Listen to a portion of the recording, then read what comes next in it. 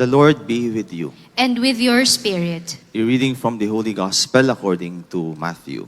Glory to you, O Lord.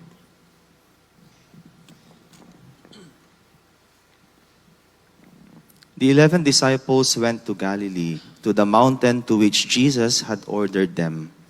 When they saw him, they worshipped, but they doubted. Then Jesus approached and said to them, "All power in heaven and on earth has been given to me. Go, therefore, and make disciples of all nations, baptizing them in the name of the Father, and of the Son, and of the Holy Spirit, teaching them to observe all that I have commanded you. And behold, I am with you always until the end of the age." The Gospel of the Lord. Praise to you, Lord Jesus Christ. Please be seated. Good morning, magandang umaga po. I was imagining our liturgical event this Sunday, the ascension of Jesus into heaven, and putting myself to the shoe of Jesus and the disciples. And I wondered and asked, which is more painful? To leave your loved ones or to be left behind by a loved one? Ano ang mas masakit? Yung malayo ka sa minamahal mo o yung maiwan ka ng iyong minamahal? Sensya na po, medyo mapanakit yung aking tanong ngayon.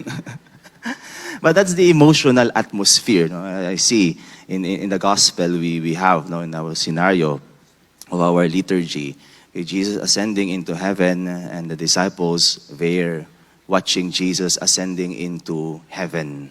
Because when we think of Jesus, we can immediately see him as the powerful God who resurrected from the dead, who defeated death. And this time, Jesus has already accomplished his mission, so he would go back to his throne in heaven. But Jesus is also human like us, meaning to say, he has emotions, he has feelings, and therefore we can rightly imagine that it was painful for Jesus to leave his dear friends, his disciples, especially his mother. No, masakit din kay Jesus yun, na siya ay aalis na. Hindi na niya makakasama physically, no, kanyang mga disipulo, kanyang nanay. It was also painful for the disciples to see Jesus leaving after all the memories they have established together. So, masakit, no? And I think this is also the experience of the many OFWs, so mga mothers, fathers who would leave their family so as to work abroad. Okay, so that pain of leaving behind the family. And likewise, ganun din, masakit din sa mga anak o sa naiiwang katuwang that your partner will have to go far. Okay. And likewise can also be the feeling of a son or a daughter who needed to leave parents in order for them to establish their own life, no? Kasi hindi naman pwede hanggang pagtanda mo, kasama mo ang magulang mo. Siyempre, meron ka din sarili mong buhay, then hihiwalay ka na sa parents mo. Or you have to go to another country, doon magsimula ng panibago. That's also painful. Also the pain of a dying person, no, alam na niya mamamatay siya. Okay? So the thought of leaving behind the family and also the family, preparing themselves for, the eventual departure of a loved one. So, but let us first put into bracket, kung ano ba yung mas masakit, yung iwanan o mang-iwan. Instead, let us try to find meaning on this reality. That at one point in our life, mararanasan talaga natin to. Yung tayo ay umalis at yung tayo ay maiwan. Now, it's a reality, but let's find meaning on this reality. The first thing is that leaving gives a deeper or brings a deeper presence, you can say, Leaving gives a deeper presence. So immediately, when Jesus ascended into heaven, The disciples felt that Jesus was already nowhere to be found. Wala na yung physical presence niya, hindi na niya makikita, mahahawakan, maririnig. No? So absence. But when you look at it more closely, then we realize that on the ascension of Jesus into heaven, Jesus became more present with his disciples. That his presence among them is not anymore bound by time and place. But this time, Jesus now dwells more deeply into their heart. No? Kahit saan sila naroroon, kasama nila si Jesus sa kanilang puso. And that's a gift of Christian love. No? It teaches us that physical proximity is not the definition of love. No? Na ang pagmamahal ay nasusukat sa physical na presensya. Okay? But, we can be far from someone we love and yet we can continue love deeply. No? Yung nag-a-abroad na magulang, okay? Kahit malayo siya sa kanyang pamilya, still can love faithfully and profoundly. Our, perhaps, parents who have departed long time ago, they continue to shape our life. Kahit wala na sila sa ating piling. Yung kanilang mga alaala ay patuloy na humuhubog sa ating buhay. And Christ, even if we did not anymore witness the historical Jesus, now He becomes universally present with His people, among His people. Christ is present in this Eucharist. Christ is present doon sa ibang simbahan kung saan ginagawa din ang Eucharistia ngayon. It's the same Jesus Christ of the past. The same Jesus Christ today and tomorrow. So that's the gift of Christian love. It teaches us that love persists. Love continues. And the physical absence makes us more aware that we have been loved and we are loving. Na tayo ay nagmamahal at tayo ay minahal. It makes us realize that what connects us is not physical proximity, but what binds us together is love, pagmamahal. No? So there's something very profound that we can learn from this gospel event when Jesus ascended into heaven. He teaches us that what binds us is love. Kahit nasa saan ka man, basta mahal kita, we remain connected. The second thing is being left empowers a mission. Okay? So when Jesus ascended into heaven, He did not say to His disciples, bye-bye, goodbye. What did Jesus say to them? Go, therefore, and make disciples of all nations. So Jesus did not abandon His disciples, but He entrusted them with a mission. And being left, you can measure the maturity of your love when that experience of being left empowers you to a mission.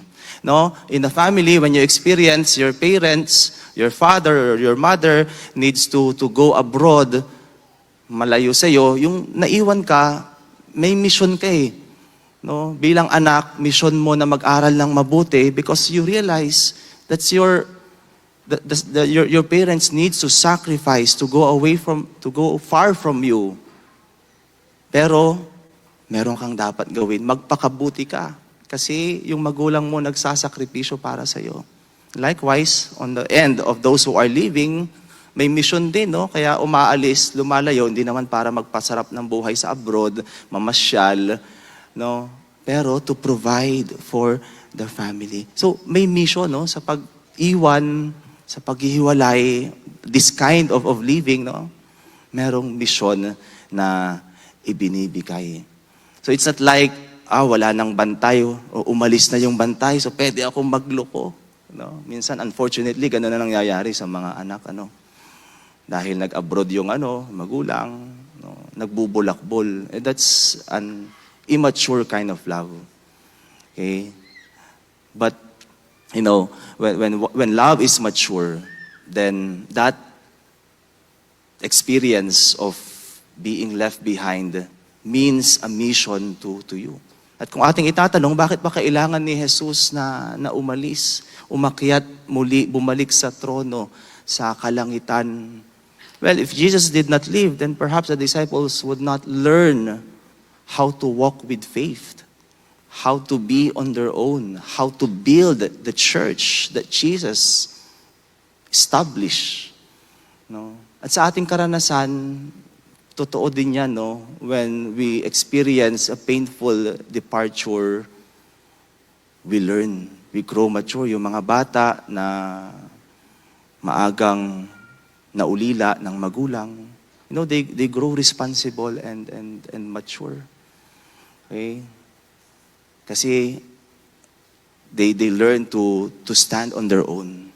Tayo din, kapag masyado tayo naging dependent sa isang tao, pero kapag umalis yung isang taong yun, then we discover that we are capable of many things. We are capable of, standing on our own. And that's what Jesus wanted his disciples to learn. And that's what happened. No? When Jesus ascended into heaven, through the power of the Holy Spirit, the disciples were empowered to proclaim the good news and to build the church that we have now. Okay? So being left empowers a mission. No? Kung naranasan natin na tayo ay naiwan, meron tayong mission. May pinapagawa sa atin ang Diyos. Okay? And that experience is also teaching us something. And third and last, living can be an expression of a deeper love. Okay, can be an expression of a deeper love. Here we can make a distinction between leaving and abandoning. No, pag-iwan o pag-alis sa pag-iwan. No, hindi naman lahat ng pag-alis ay pag-iwan talaga. Okay. So remember what Jesus said in the gospel. Okay. What Jesus said is not simply an instruction. No, make disciples of all nations. But he made a promise, I will be with you until the end of the age. Okay. So he did not really leave us abandoned. But he is with us. At ganoon din, kapag tayo ay nagmamahal. Sometimes we needed to be physically distant, but we continue to love faithfully, and we become aware that what we are doing is our act of love, sacrifice for the people that we have to leave behind. So ganoon po ang pwede nating makita, matutunan dito sa pag-akyat ni Jesus sa langit. Okay. So we ask the question again, which is more painful, yung iwanan o yung maiwanan? Yung mang-iwan o yung naiwanan? Well, both are painful, but love gives meaning to the experience. Okay? When we experience this kind of living, okay, we know that the person becomes more present to us because we have been loved and we know that we are loving, and that memory of love becomes more alive in us in the experience of physical absence. Second is that when we are left, we remember that there is a mission given us. Okay, when we experience being loved by our parents, by the people around us, and we are empowered to do the same love. And this time, in our faith, as Jesus ascended into heaven, we are being empowered by the Lord to bring His good news to the world. And third and last, okay, being left or leaving is a sign also of a deeper love. It doesn't mean that we were abandoned, but we were entrusted with a mission and with a promise that Jesus is always with us. So on this ascension into heaven, Jesus left, yet He remains present with us. And since Jesus remains